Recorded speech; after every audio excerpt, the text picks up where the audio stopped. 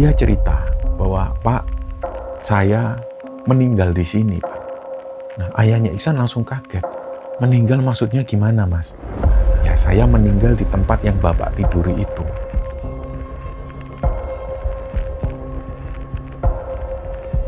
Dan kemudian si anak muda yang tadi ngobrol sama Iksan, ini mendekat ke arah gerobak sapi tersebut, terus naik ke gerobak sapi ini. Kemudian gerobak sapi ini jalan sampai ke atas.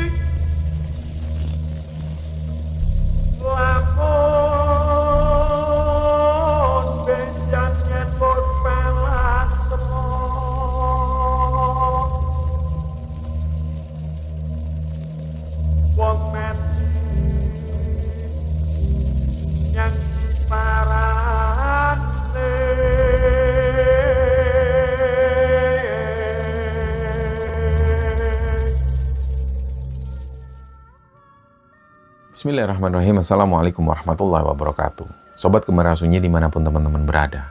Pada kesempatan kali ini kami akan membagikan cerita yang dikirim oleh Sobat Gembara yang bernama Iksan yang asalnya dari Sidoarjo, Jawa Timur. Sebelum kita masuk ke ceritanya, untuk teman-teman yang nonton tayangan ini dan belum subscribe, jangan lupa untuk subscribe lebih dulu agar channel Gembara Sunyi ini lebih berkembang lagi dan kami lebih bersemangat lagi dalam membuat konten-konten terbaru di Gembara Sunyi. Dan untuk teman-teman yang telah mendukung kami sejauh ini, kami mengucapkan terima kasih banyak. Semoga amal kebaikan teman-teman dibalas kebaikan berlipat oleh Allah Subhanahu wa Ta'ala.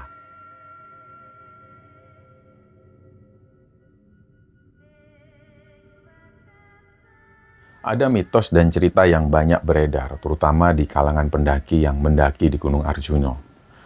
Jadi ada sebuah hutan yang bernama Alas Lali Jiwo. Nah, Alas Lali Jiwo ini atau dalam bahasa Indonesia mempunyai arti hutan lupa jiwa, di mana di situ ada beberapa mitos dan kepercayaan. Ketika para pendaki memasuki hutan ini, bagi mereka yang tidak fokus, maka mereka akan tersesat di lebatnya hutan tersebut. Tapi ternyata mitos itu nggak sepenuhnya benar. Seperti yang pernah tertulis di situs sejarah Belanda, nama Lali Jiwo sebenarnya bukanlah warisan cerita orang Jawa, melainkan berasal dari seorang pria Skotlandia bernama McLennan. Nama ini pertama kali muncul sebagai nama sebuah pondok yang dia bangun di tengah hutan, jauh dari keramaian dan juga peradaban. Nah, McLennan ini, dia adalah seorang pekerja dari perusahaan dagang yang ada di Surabaya. Awalnya, dia membeli tanah luas di sekitar lereng Gunung Arjuna. Terus di sana dia mendirikan sebuah perkebunan dan menanam berbagai jenis komoditas. Pada awalnya McLennan ini cuma mengunjungi tempat itu ketika cuaca di Surabaya itu lagi panas-panasnya. Tapi berjalannya waktu, setelah McLennan memutuskan keluar dari pekerjaannya, selanjutnya dia pun memutuskan untuk menetap di tanah tersebut bersama istrinya, yang namanya Anna. Nah, Anna ini teman-teman adalah seorang penari juga yang asalnya dari Austria. Dan sebagai seorang pedagang, McLennan ini tak cuma mengelola perkebunan, tapi dia juga dikenal sebagai seorang pemburu ulung. Jadi setiap pekan, dia selalu masuk ke dalam hutan untuk berburu dan membawa hasilnya pulang ke rumahnya yang ada di Tretes. Nah, kalau teman-teman tahu, di area Tretes, sampai hari ini itu masih bisa kita temukan rumah-rumah pondokan dengan bangunan era kolonial yang masih ada sampai sekarang. Dan banyak juga dari rumah-rumah pondok ini yang kemudian disewakan untuk umum. Nah, singkatnya waktu itu, karena ketika berburu ke hutan ini sangatlah jauh jaraknya dari rumah tinggal McLennan yang ada di Tretes itu, akhirnya dia mulai berpikir untuk perlunya membangun sebuah pondok persinggahan.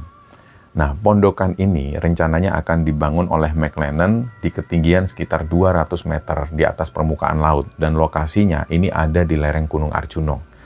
Jadi di lokasi itu sangat terisolasi dan sangat jauh sekali dari Tretes. Dan kalau teman-teman yang pernah mendaki ke Gunung Arjuna via Tretes utamanya, setelah sampai di pos pondokan itu, jadi nanti teman-teman di situ akan melewati sebuah area yang namanya Lembah Kidang atau Lembah Kijang. Nah, di situ ada hamparan savana hijau yang cantik sekali dengan pemandangan jajaran hutan pinus dan juga background puncak Gunung Arjuna. Nah, disitulah kira-kira letak pondok alas Lali Jiwo yang dibangun oleh McLennan.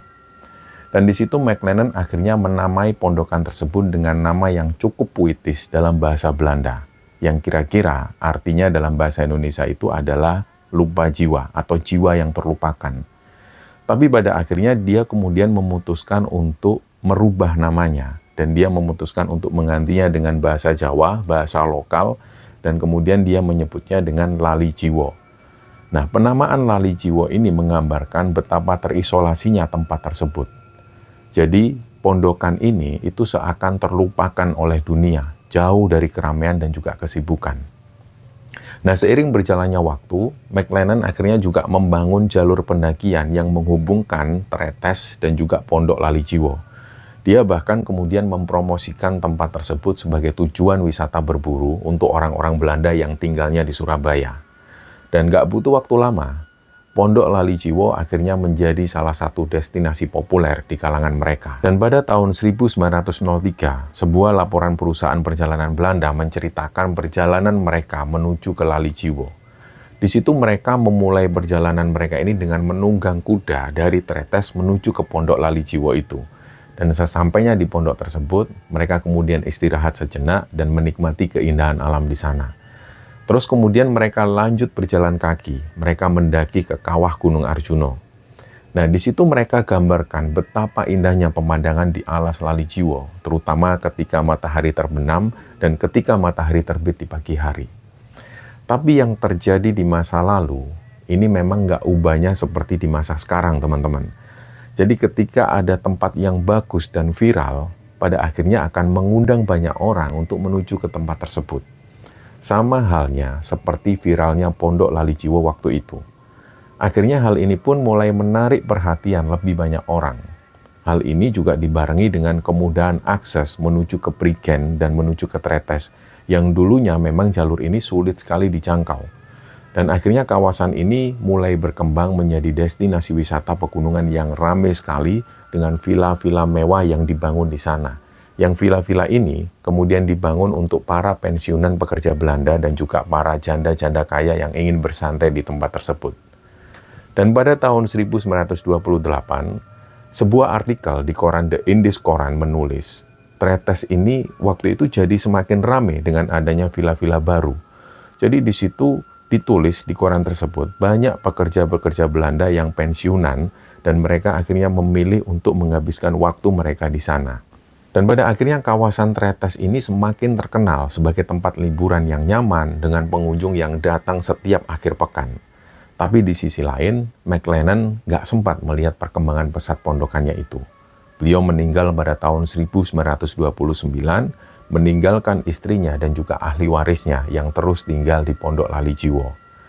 Nah, kehidupan di pondokan itu semakin tenang, hingga sampai pada akhirnya Pondok Lali Jiwo menjadi sebuah nama yang terkenal di kalangan orang Belanda dan juga orang Austria.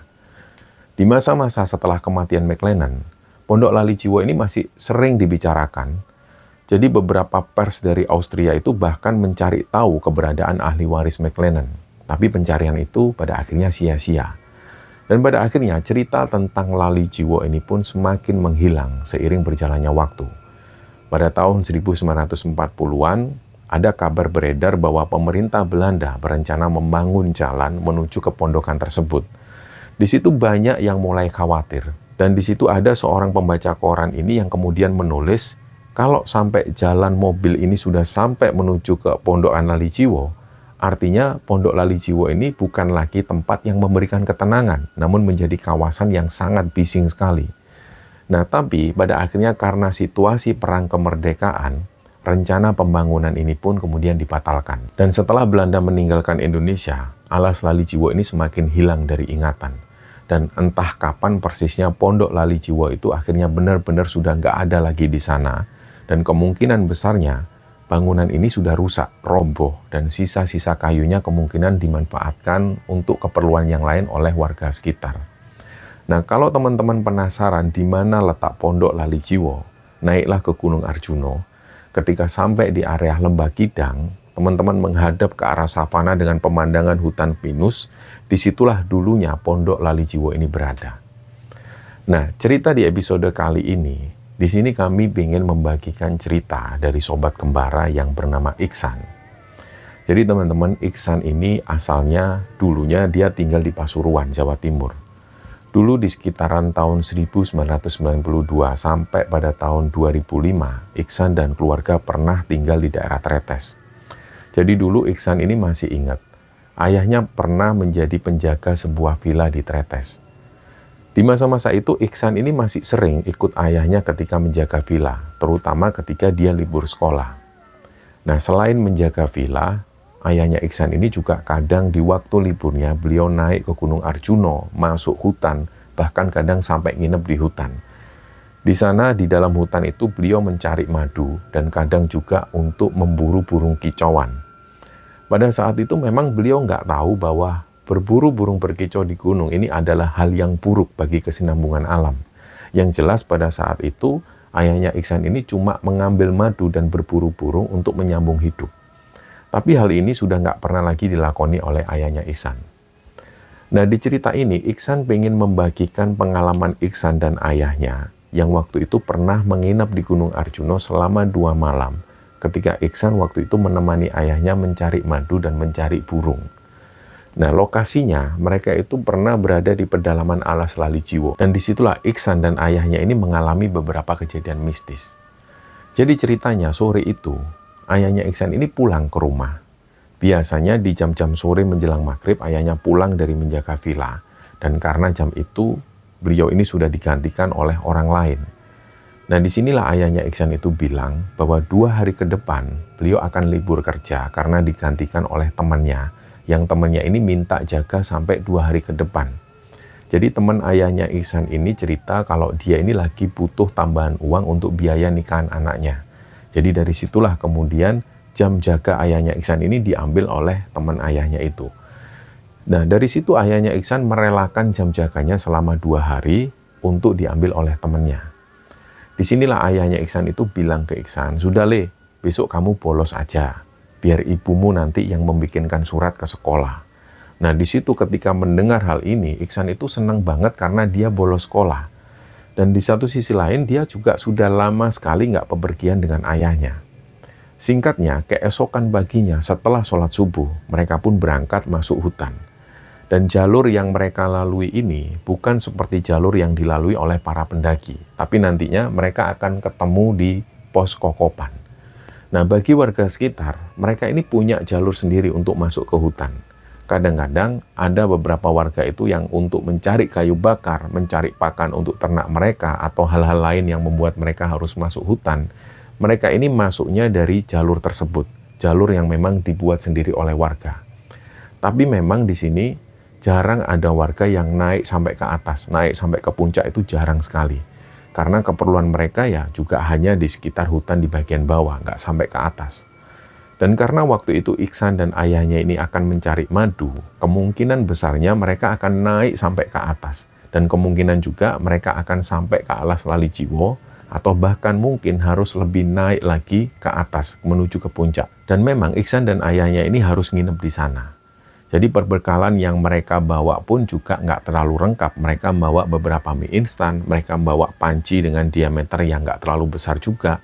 Dan nantinya mereka akan menggunakan kayu bakar untuk dijadikan kompor. Nah, di situ mereka juga cuma bawa terpal kecil untuk dijadikan bivak seadanya. Iksan juga membawa jaket yang nggak terlalu tebal, dan dia juga membawa sarung. Bagi Iksan dan ayahnya, sarung ini adalah benda multifungsi. Selain bisa untuk sholat, sarung juga bisa untuk selimut, bisa untuk kerukupan kepala juga. Jadi sarung ini adalah benda yang multifungsi. Makanya dari situ, sarung ini nggak pernah ketinggalan mereka bawa. Dan singkatnya pagi itu, rezeki bagi Iksan dan ayahnya. Ketika mereka baru masuk hutan, Iksan ini sudah melihat ada sarang lebah di atas pohon besar. Langsunglah seketika itu juga ayahnya Iksan ini naik ke atas pohon tersebut. Beliau mulai membakar sekam untuk mengusir lebah yang masih ada di sarang. Dan sekitar 30 menitan ayahnya Iksan berada di atas pohon itu. Di bawah pohon, Iksan ini juga menyalakan sekam dan dedaunan supaya mengeluarkan asap Dan asap ini pada akhirnya mengusir lebah-lebah tersebut. Dan singkatnya, setelah 30 menit kemudian, ayahnya Ihsan ini turun dengan membawa madu. Di situ seneng banget rasanya ketika mereka bisa mendapatkan madu dengan tangan mereka sendiri. Apalagi pada saat itu mereka baru memulai perjalanan ini. Dan setelah berkemas sebentar, mereka pun melanjutkan perjalanan lagi semakin naik ke atas. Dalam perjalanan itu, ayahnya Ihsan ini juga sambil nengok ke atas dan nengok di area sekitar, siapa tahu ada madu lagi atau ada sarang lebah lagi. Nah, perjalanan ini pun berlanjut sampai sekitar jam 12 siang mereka tiba di pos Kokopan. Di situ mereka makan siang sejenak dan santai sejenak. Di situ Ihsan juga melihat ada beberapa pendaki yang juga mulai naik ke atas. Dan setelah makan siang itu mereka melanjutkan perjalanan naik ke atas lagi. Dan sekitar jam 5 sore mereka tiba di Lembah Kidang. Mereka kemudian mendirikan bivak di sana, mulailah membakar api unggun. Jadi di situ nggak ada tenda lainnya di Lembah Kidang, hanya mereka berdua. Malam itu mereka tidur hanya menggunakan terpal, berjaga-jaga kalau nantinya siapa tahu hujan ini akan turun. Tapi kalau nantinya memang hujan ini nggak turun, beruntung sekali mereka, karena di situ mereka bisa tidur sambil memandang bintang-bintang yang bertaburan di atas. Nah, di situ pada akhirnya Ihsan dan ayahnya ini mulai tidur. Nah, ketika Ihsan ini tidur, tiba-tiba dia kebangun karena dia mendengar suara tangisan dari ayahnya. Jadi di situ Ihsan membuka mata dan dia melihat ayahnya itu menundukkan kepala sambil menangis sesenggukan. Akhirnya Ihsan pun tanya, "Ayah, kenapa ya kok ayah nangis?" Nah, disinilah kemudian ayahnya cerita. Beliau ini baru saja bermimpi, tapi mimpinya itu kayak benar-benar nyata. Jadi dalam mimpinya itu, ayahnya Ihsan ini dibangunkan oleh sosok laki-laki. Laki-laki ini masih terbilang muda, ya kira-kira usianya sekitar 20 tahunan lah. Terus di sini beliau cerita bahwa laki-laki ini ngobrol dengan ayahnya Ihsan. Dia cerita bahwa, "Pak, saya meninggal di sini, Pak." Nah, ayahnya Ihsan langsung kaget. "Meninggal maksudnya gimana, Mas?" "Ya, saya meninggal di tempat yang Bapak tiduri itu. Saya minta doanya ya, Pak. Ini kesempatan, Pak. Saya minta doa ya, Pak." Nah, si laki-laki ini sambil nangis, bilang ke ayahnya Ihsan. Dari situlah kemudian ayahnya Ihsan ini nggak bisa menahan sedihnya. Terus ayahnya Ihsan ikut menangis. Sampai ayahnya Ihsan ini kebangun dari tidurnya, beliau masih kebawa perasaan. Nah, nggak tahu kenapa. Setelah itu, setelah ngobrol dengan ayahnya ini, Ihsan pun disuruh tidur oleh ayahnya. Nah, nggak tahu kebawa perasaan atau gimana, kejadian yang sama yang dialami oleh ayahnya Ihsan ini, itu juga menimpa Ihsan sendiri. Jadi tiba-tiba Ihsan ini juga mengalami mimpi, tapi mimpinya itu benar-benar kayak nyata. Jadi ada laki-laki muda yang datang, usianya ya sekitar 20 tahunan itu, persis seperti yang disampaikan oleh ayahnya barusan. Dia ini tampilannya kayak seorang pendaki. Terus si laki-laki ini mendatangi Ihsan. Dia tanya ke Ihsan, "Kamu kelas berapa, Dek?" Ihsan menjawab, "Oh, kelas 2 SMP, Mas." Nah, tapi di situ Ihsan menjelaskan bahwa dia nggak ada perasaan takut sama sekali dengan laki-laki ini. Nggak lama kemudian, mereka pun ngobrol. Jadi Ihsan ini nyaman ngobrol dengan si laki-laki tersebut. Dia cerita apapun. Nah, si laki-laki ini juga menceritakan ke Ihsan bahwa dia ini meninggal di tempat itu. Dan si laki-laki ini juga bilang ke Ihsan, "Dek, doain emas ya, Dek. Emas meninggal di situ, di tempat yang kamu tidur." Nah, waktu itu Ihsan ini benar-benar gak ada perasaan apapun, gak ada perasaan takut atau apapun. Tiba-tiba di situ Ihsan mendengar ada suara kelontongan lonceng sapi. Jadi suaranya kelondong-kelondong, kelondong-kelondong. Nah, disinilah Ihsan ngelihat, di situ ada gerobak pedati. Gerobak pedati ini besar banget. Ukurannya itu saking besarnya yang Ihsan lihat, ini ukurannya seperti rumah. Nah, gerobak pedati ini ditarik oleh puluhan sapi. Dan dari sapi-sapi itu menimbulkan suara kelundung-kelundung, kelundung-kelundung. Ihsan itu ngeliat terus. Dan kemudian si anak muda yang tadi ngobrol sama Ihsan, ini mendekat ke arah gerobak sapi tersebut, terus naik ke gerobak sapi ini. Kemudian gerobak sapi ini jalan sampai ke atas. Nah, dari situlah nggak lama kemudian Ihsan ini dibangunkan ayahnya untuk sholat subuh. Tapi di situ Ihsan belum cerita ke ayahnya soal apa yang dia alami barusan. Dan setelah mereka sholat subuh itu mereka makan ubi yang mereka bawa kemarin. Setelah itu mereka minum kopi dan melanjutkan lagi jalan ke atas. Nah, mereka jalan belum sampai ke puncak, mereka berhenti di satu tempat. Terus di situ mereka masuk lagi ke hutan yang lebih dalam. Disinilah kemudian ayahnya Iksan ini meletakkan jebakan burungnya. Ada jebakan yang dibuat dari ranting pohon yang kemudian dilem dengan lem khusus. Ada juga yang jaring diletakkan di sana. Di situ akhirnya Iksan dan ayahnya ini nunggu sampai siang hari. Sampai siang hari ditunggu ternyata belum juga mendapatkan burung. Dan sekitar jam 2 siangan, ayahnya Iksan ini mulai masak mie instan dengan kompor yang mereka buat dari kayu bakar seadanya. Dan setelah mereka makan mie instan itu, mereka nunggu lagi, berharap akan ada burung yang terjebak di sana. Ternyata sampai matahari ini mulai hampir terbenam, mereka belum juga mendapatkan burung. Akhirnya disinilah ayahnya Iksan ngajak Iksan untuk turun ke bawah. Nah, disitulah mereka berkemas-kemas dan mulai melanjutkan jalan. Seingat Iksan, mereka ini jalan di tengah hutan ketika hari ini sudah mulai gelap.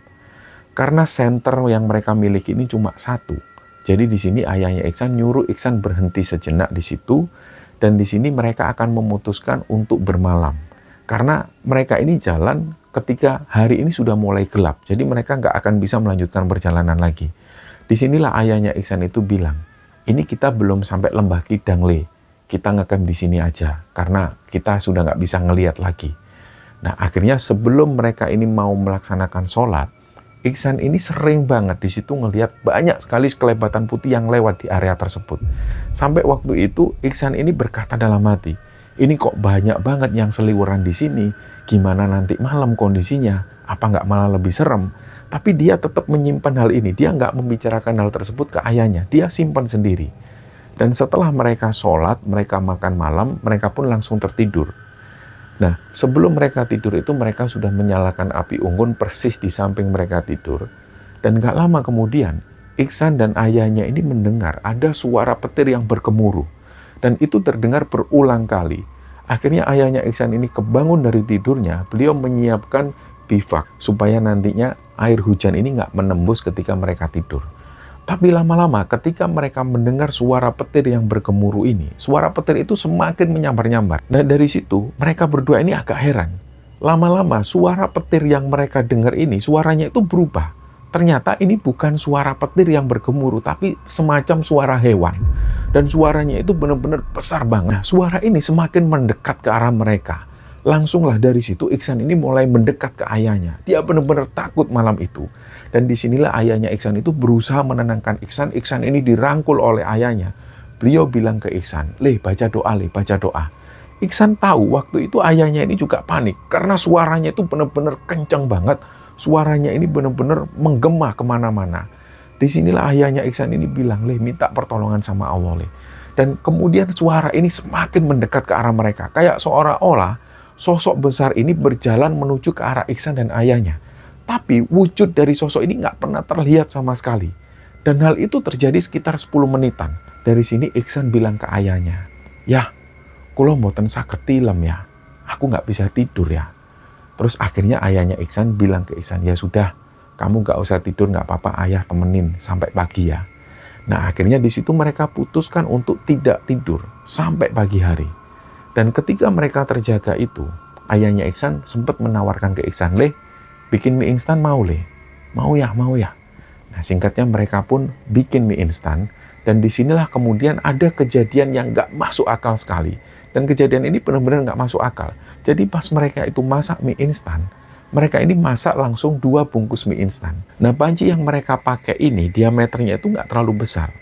Tiba-tiba pas mereka masak mie instan, Iksan itu memperhatikan terus. Jadi kayak seolah-olah mie instan ini mau meluap ke atas. Tapi dia juga heran di situ, jadi dia perhatikan terus. Sedangkan ayahnya waktu itu lagi sibuk untuk meracik bumbu di piring. Lama-lama mie instan ini kok makin naik ke atas. Dan itu kejadiannya cepat banget. Tiba-tiba mie instan yang tadinya berada di dalam panci, ini terangkat ke atas. Dan sempat melayang di udara itu sekitar beberapa detik. Hal inilah yang kemudian sempat dilihat Iksan dan ayahnya. Untuk beberapa detik itu mereka bengong. Mereka tercengang dan gak bisa ngomong apa-apa. Dan setelah beberapa detik mie instan ini melayang di udara, mie ini jatuh lagi ke panci. Dan karena waktu itu Iksan ini kaget, takut, dia langsung mundur menjauh dari panci. Ayahnya Iksan ini langsung membacakan doa. Beliau sadar bahwa kejadian ini nggak masuk akal dan pasti ada yang jahil ke mereka. Dan setelah itu, untuk beberapa menit mereka ini terdiam. barulah setelahnya mereka bisa makan mie instan ini. Dan pada saat mereka makan mie instan ini, mereka nggak ngomong apapun. Mereka benar-benar diam. Mereka shock dengan kejadian yang barusan mereka alami.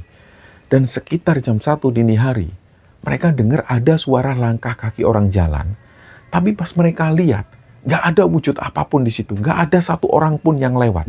Dan suara ini, teror-teror suara ini semakin sering mereka alami. Sampai kondisinya itu ketika matahari sudah mulai terbit. Dan akhirnya di situ setelah mereka sholat subuh, mereka berkemas dan kembali turun. Nah, sesampainya di area pondokan, mereka melihat ada beberapa pendaki yang berkumpul di sana. Ada juga orang-orang dari warga sekitar yang kumpul di sana, termasuk para pencari belerang itu juga berdiri di situ. Barulah Iksan dan ayahnya ini paham, ternyata ada pendaki yang meninggal ketika hari itu mereka turun dari puncak. Dan hari itu, jenazah pendaki ini akan dievakuasi turun ke bawah. Disinilah Iksan berpikir, apakah kejadian yang mereka alami semalam ini ada hubungannya dengan pendaki yang meninggal hari itu. Wow, alam bisawab. Akhirnya di situ mereka pun melanjutkan perjalanan pulang. Ketika sampai di rumah, Iksan ini benar-benar merasa lega. Karena ini adalah pengalaman pertama Iksan diteror semacam itu. Terus tiba-tiba di sini ayahnya Iksan itu berpesan ke Iksan, "Le, makhluk halus atau apapun itu, mereka ini ada di mana-mana. Mereka tinggal di sekitar kita, tinggal di hutan-hutan, tinggal di gua, di lautan, di patung-patung, bahkan di lubang-lubang tikus ataupun sarang ular. Pokoknya di mana saja, Le. Jadi dimanapun kamu berada, jaga sikap, karena kita ini hidup berdampingan dengan mereka." Dan singkatnya, setelah kejadian itu, pada tahun 2005, Iksan dan keluarganya ini pindah ke Wonogiri. Dan pada saat ini Iksan tinggal di daerah Porong, Sidoarjo bersama istri dan anaknya. Dan kadang sebulan sekali Iksan ini mengajak anak-anak dan istrinya pergi ke Tretes, menikmati pemandangan alam di sekitar Gunung Arjuna dan juga Gunung Welirang. Dan hal inilah yang akhirnya membuat Iksan teringat lagi dengan masa kecilnya waktu itu. Dan semoga kisah ini bisa kita ambil hikmah dan bisa kita ambil pelajaran di dalamnya. Mohon maaf jika ada salah-salah kata. Wassalamualaikum warahmatullahi wabarakatuh.